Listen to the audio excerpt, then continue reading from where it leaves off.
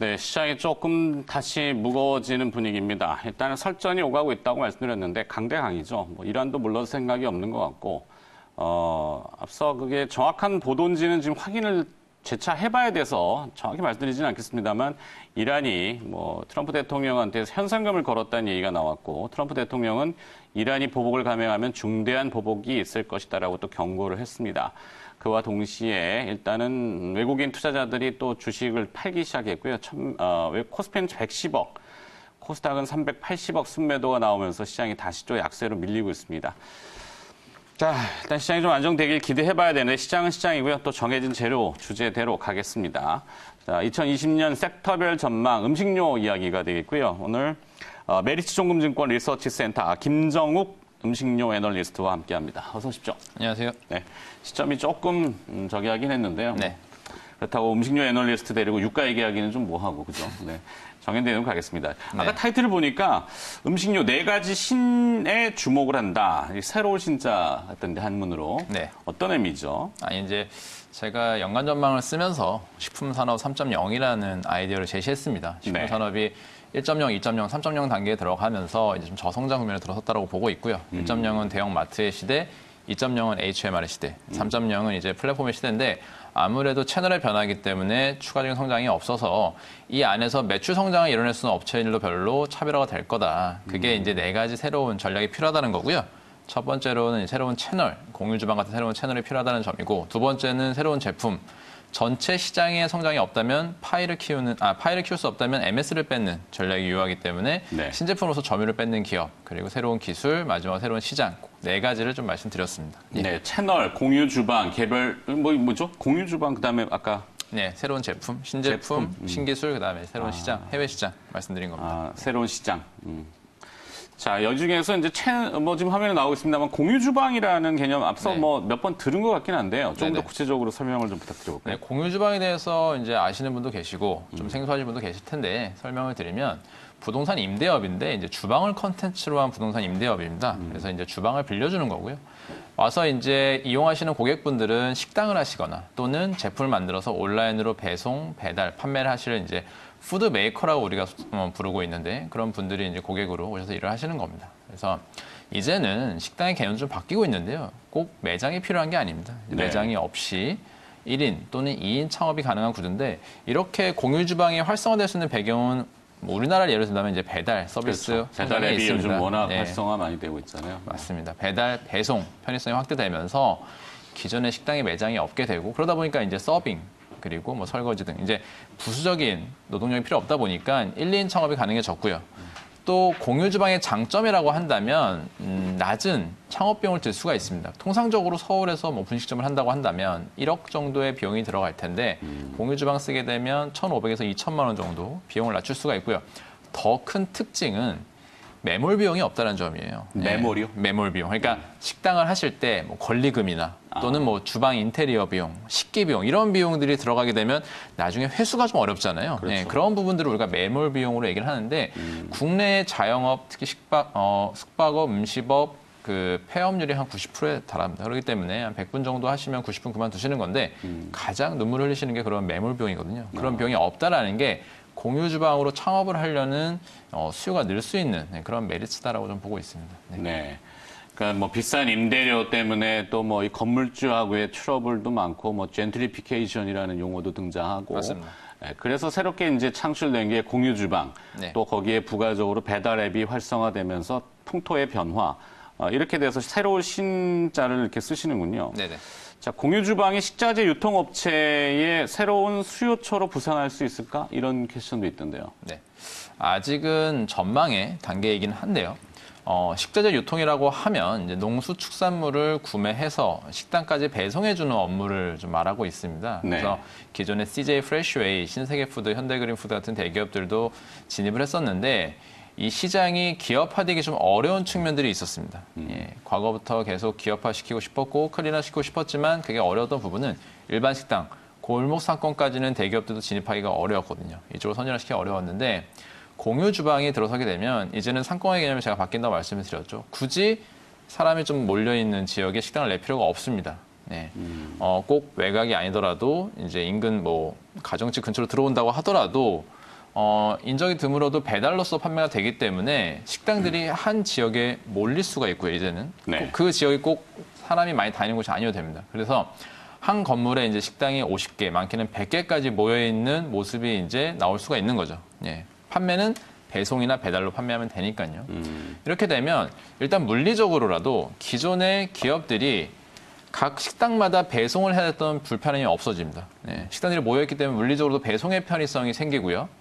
더불어서 과거의 식당들이 도매상, 소도매, 중간도매와 다 외상거래를 하고 있습니다. 그렇죠. 이 외상거래를 깨고 진입하기에도 대기업들도 어려웠던 거예요. 예, 기업들도. 독특한 구조 때문에. 맞습니다. 이 거래를 깨가 어려웠는데 이 식당들이 이제는 창업을 할 때부터 공유주방을 통해 창업을 하고 또는 기존의 구조에서 벗어나서 공유주방 쪽으로 들어오는 모습들이 나타난다면 식자유통 기업들이 이제는 공유주방만 컨택해서 수주를 따내면 되는 겁니다. 네. 그러면 계약을 할 수 있고 매출이 나갈 수 있는 거거든요. 그리고 공유주방 입장에서도 식자유통업이 필요할 수 있는 게 공유주방도 앞으로는 경쟁이 치열해지면 컨텐츠가 필요합니다. 그렇죠. 컨설팅 역량이라든지 또는 우리 쪽에 들어와서 영업을 하시면 사업을 하시면 식자재를 안정적으로 저가에 공급받을 수 있다. 이런 부분들이 또 특장점이 될 수 있기 때문에 네. 서로 니즈가 맞는다. 그래서 향후에 공유 주방이 우리가 일상화되고 혈수가 다가온다면은 식재 유통업에 주목할 필요가 있다라고 저는 보고 있습니다. 그렇군요. 변화되는 게 분명히 있군요. 개인 가정에서는 사실 공유 주방의 개념이 좀 언뜻 와닿지는 않더라고요. 맞습니다. 네, 저희 집사람 같은 경우는 주방을 누구랑 같이 쓴다는 것 자체를 인정을 못 해가지고 주방에 아예 못 들어오게 하던데 하여튼 뭐 이런 상업적인 것은 또 예외적으로 달라질 수 있다는 게 언뜻 이해도 됩니다. 자, 이제 주류 시장 쪽으로 잠깐 좀 가볼까요? 신제품? 맞습니다. 연말 연시 연초가 되니까 사실 이 주류 음주 문화에 대해서는 좀 조심스럽긴 합니다만 우리의 문화니까 네. 예, 또 많이 이렇게 폭탄주의 문화도 있고 네, 뭐 카스처럼 이래갖고 한때는 카스와 처음처럼을 섞는 예. 그리고 또 뭐 테슬라 그래서 테라와 차미슬. 네, 요즘은 테지나라는 용어도 있고 예, 테라와 진로. 뭐 시적절하진 않습니다만 그래도 이렇게라도 좀 피해가고 싶어서 예. 자 이런 주류의 어떤 신제품 네, 이것도 한번 들어보죠. 네. 2019년도에 제가 방송에서 눈을 좀 말씀을 드렸는데 이제 하이트 진로와 신제품 테라 네. 진로에 주목하자고 말씀을 드렸고 2019년도에는 신제품의 효과 그리고 이제 매출이 월마다 올라오는 모습을 보면서 투자 포인트가 됐다면 2020년도에는 실제로 점유율 그리고 영업이익 등과 같은 실적으로 확인할 수 있는 해가 될 거다라고 좀 보고 있습니다. 그래서 여전히 하이트 진로에 대한 투자 포인트는 유효하고요. 그럼 이제 왜 테라가 인기가 있었냐 이런 부분 좀 말씀을 드리면 물론 신제품이 인기 있는 거기 때문에 또 소비재이기 때문에 딱 한 가지 이유를 들긴 되게 어렵습니다. 여러 가지 복합적인 이유가 더해진 건데 일단 첫 번째로는 새로운 공법 그리고 병 디자인 빼놓을 수가 없을 것 같고요. 병 색깔도 마찬가지고요. 그리고 장기간 신제품이 부재했던 시장에 맥주의 대형 신제품이 나왔다라는 점 그리고 앞서 말씀드렸던 뭐 테슬라, 테지나 같은 이런 마케팅도 소비자분들한테 좀 재미를 유발했다고 좀 보고 있습니다. 네. 최근에 이제 약간 다른 얘기지만 뉴트로 제품들 말씀을 드립니다. 과거의 제품들을 좀 복제해서 다시 이제 복원해서 출시한 제품들이 인기를 끄는데 그런 제품들이라고 해서 무조건 인기를 끄는 게 아닌 거거든요. 예, 네. 소비자분들이 호응을 해주시고 소비자분들이 재밌게 이런 문화를 만들어줘야 제품이 판매가 되는데 그런 부분들이 지금 테슬라라는 또는 뭐 테지나라는 그런 소비자분들의 재밌는 별칭을 만들어주면서 마케팅가 저절로 되고 있고요. 또 SNS라는 부분을 또 무시할 수가 없습니다. 뭐 인스타그램이나 블로그 같은 경우. 특히 이제 인스타그램 같은 경우에는 본인들이 그날 이제 마신 술이나 이런 부분들을 인스타에 올리면서 인스타에서 뭐 핫한 제품이다. 인스타에서 유명한 제품이다. 이런 부분들이 또 마케팅에 부가적인 도움을 줬다라고 보고 있습니다. 물론 이제 신제품이기 때문에 성공 여부를 판단하기 되게 어렵습니다. 그렇죠. 주식시장 측면에서. 그래서 우리가 할 수 있는 방법은 과거에 성공했던 신제품과 어떤 비슷한 패턴을 보이고 있느냐 보이고 있지 않냐 이런 부분을 우리가 판단할 수가 있거든요. 그래서 맥주 쪽에서 신제품이 중요한 이유는 맥주 제품 같은 경우에는 유통되는 속도가 중요합니다.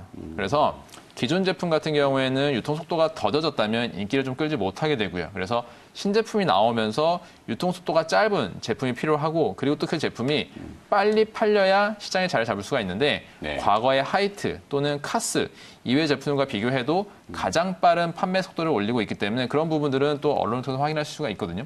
그런 부분들을 보면서 이 제품이 성공 가능성을 가지고 있다라고 우리가 판단할 수 있는 겁니다. 네. 여기에 뭐 또 번외지만 일본과의 불협화음 때문에 일본산 수입 맥주가 또 많이 포지션을 줄이고 네. 우리가 이제 넓히는 그런 동인도 됐을 것 같은데 네. 어쨌든 독특한 우리의 해학적인 뭐 풍류라고 해야 될까요? 뭐 인정할 건 인정하고. 네. 좋습니다. 진루이즈백 또 병목 현상 탈피하고 고성장이 가능할까요? 네, 소주 부분도 추가적으로 말씀을 드리면 소주는 이제 두 가지 포인트가 있었는데요. 일단 첫 번째로 제가 뭐 점유율을 좀 구두로 설명을 드리면 네. 점유율 측면에서 기존의 참이슬이 2006년 이후로는 부진했습니다. 네, 여러분들 처음처럼 아시겠지만 처음처럼 출시가 되면서 인기를 끌었고 참이슬이 자리를 좀 내줬었는데요. 2010년부터는 좀 특이하게 처음처럼도 점유율이 올라가고 참이슬도 점유율이 올라가는 현상이 생겼습니다. 네, 이유가 뭐냐면 소주의 도수가 낮아지면서 이제는 소주의 음용층이 매우 확대됐습니다. 젊은 층, 여성층으로 많이 확대가 됐고요. 네. 그러다 보니까 젊은 층에서 이제 수도권 소주를 많이 선호하는 그런 현상을 보였습니다. 그래서 참이슬 처음처럼이 지방까지 확대가 되면서 점유를 늘렸고 지방 소주사들이 좀 어려운. 좀 강했잖아요. 그렇죠? 맞습니다. 네. 지역색이 좀 약해지는 거죠. 점점 더 점점. 소주에 대해서. 그런 가운데 그럼에도 불구하고 이제 참이슬은 조금 본연의 소주 맛이 강한 소주 그리고 처음처럼 그다음에 대선, 좋은데 이런 술들은 조금 부드러운 소주로서 좀 포지션이 돼 있었고 세그마다 달랐습니다. 여기에 진로 이즈백이 나온 거죠. 더불어서 반일 이슈가 터진 겁니다. 예. 사실 이제 롯데칠성 처음처럼 관련해 가지고 뭐 아사히 지분이다 이런 루머들은 사실이 아니고요. 예. 네. 하지만 뭐 롯데에 대한 반감이 이제 처음이란 브랜드가 좀 이어진 이런 상황을 좀 보고 있거든요. 이런 부분은 소비자 판단이기 때문에 어떻게 할 수가 없어서 반일 이슈, 그다음에 신제품 효과 이런 부분들을 위해서 진로 이즈백이 출시되고 나서 전국 소비자 대상으로 사실 시음 행사를 한 셈이 된 거죠. 예. 네. 신제품이 처음에 출시돼서 가장 어려운 게 마셔보기까지 하기가 가장 어려운데 그런 그렇죠. 부분 되게 자연스럽게 반사이익을 얻은 거죠. 네.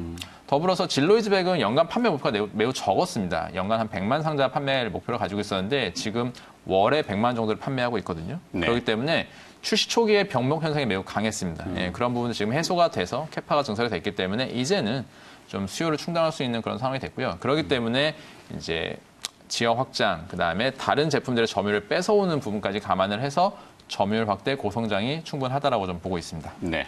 자, 새로운 신 4가지 중에 2가지 신 채널과 신 제품을 들어봤는데 이제 신 기술로 가보겠습니다. 네. 뭐 대체 육류 시장도 요즘 많이 이야기하던데요. 이거 묶어가지고 좀 설명 들어볼까요? 신 네. 기술?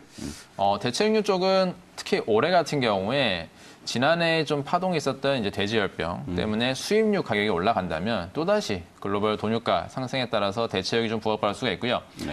대체육 시장은 조금 나눠서 말씀드릴 수 있는 게 익숙하실 수 있는 비욘드 미트, 뭐 임파서 푸드 등이 있는데 두 회사가 약간 제품이 다릅니다. 이제 비욘드 미트는 기존의 대체 단백질을 좀 더 개선한 제품이라고 한다면 임파서 푸드는 그 안에 햄이라는 원재료가 들어가는데요. 햄이라는 원소는 이제 헤모글로빈에서 이제 피의 색소를 구성하는 원료 중 하나입니다. 이게 네. 들어가게 되면 좀 더 고기의 맛을 더 비슷하게 낼 수 있고요. 또 육즙도 살아나는 효과가 나서 실제 고기와 가까운 그런 맛을 좀 낼 수가 있습니다. 물론 개발비가 현재 일반 고기 대비해서는 한 10배 정도 비싸기 때문에 개발비를 낮춰야 된다는, 생산비를 낮춰야 된다는 그런 단점은 가지고 있지만 향후에 이렇게 단순히 기존의 대체 단백질을 개선시키는 그런 제품뿐만 아니라 아주 혁신적인 새로운 원소를 통해서 혁신적인 맛과 퀄리티를 나타낼 수 있는 제품 쪽으로 성장은 가속화될 거다. 차별화된 성장이 예상된다. 저는 이렇게 보고 있습니다. 네.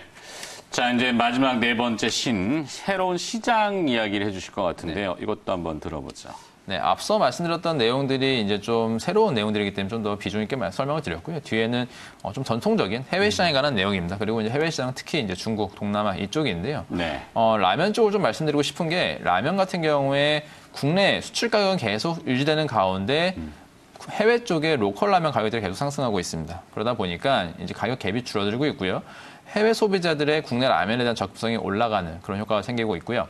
국내로 예를 들면 이제 불닭볶음면 같은 이제 좀 특징적인 매운맛을 낸 제품들이 이제 역사가 한 7년 넘었습니다. 네. 이제 스테디로 자리를 잡고 있다라는 점이고 그런 부분들이 이제 해외에서도 기대가 된다. 그래서 해외 쪽에서의 고성장이 아직 꺾인 이슈가 아니라 여전히 지속될 수 있는 그런 가능성이 있다라고 좀 보고 있습니다. 네. 네. 자, 이렇다면 내용을 정리를 좀 빠르게 해봤는데 그렇다면 기업이 이제 궁금합니다. 어떻게 기업 선정을 좀 해봐야 될까요? 네, 제가 말씀드렸던 투자 포인트에 기반해서 올해 탑픽은 하이트 진로 그리고 하이트 진로. CJ 프레시웨이 두 종목을 말씀드리고 싶습니다. 하이트 진로는 지난해에 이어서 올해도 탑픽으로 제시를 드리고요.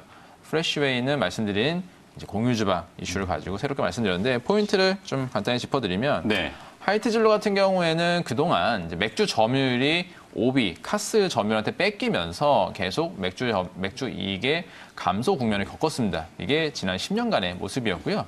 그러면서 기업 가치도 2조 원대로 주저앉았는데 사실 이 회사가 소주와 맥주를 합산한 과거의 가장 피크 시점의 기업 가치는 4.5조였습니다. 그래서 맥주 이익이 사라진 지금 올해부터 맥주 점유율 확대, 테라의 성공으로 맥주가 흑자로 전환한다면 영업이익은 작년 대비 적어도 70에서 80% 이상 큰 폭으로 늘 수 있는 그런 상황이고요. 그 부분이 기업 가치 상승의 트리거가 될 거다라고 보고 있고 소주는 거기에 더불어서 진로 이즈백의 성공으로 소주 점유율의 추가적인 확대가 가능하다라고 보고 있습니다. 두 번째, CJ 프레시웨이는 본업, 이제 식자재 유통업, 그리고 급식업 모두 잘하고 있는데 말씀드린 것처럼 공유 주방이 우리 속에 좀 일상화된다면 공유 주방의 가장 큰 수혜주로서 이제 식자재 유통을 잘할 수 있고 또 물류센터를 기존에 많이 확보해 놓은 CJ 프레시웨이가 공유 주방의 가장 큰 수혜주가 될 거다라고 보고 있습니다. 네. 하이트 진로 CJ 프레시웨이 이렇게 되는군요.